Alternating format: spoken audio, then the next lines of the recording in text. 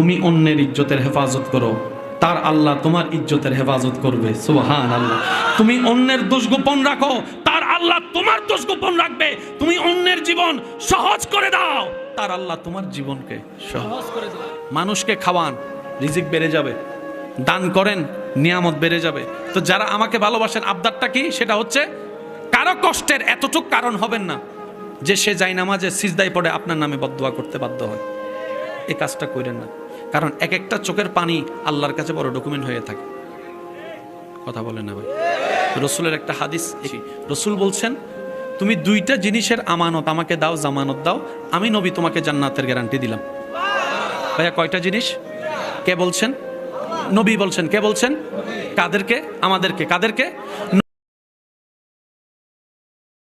নবী বলছেন আমাদেরকে, উম্মত তুমি আমাকে দুইটা জিনিসের জিম্মাদারি দাও, হেফাজতের, আমি তোমাকে জান্নাতের গ্যারান্টি দিলাম। ইয়া রাসূলুল্লাহ,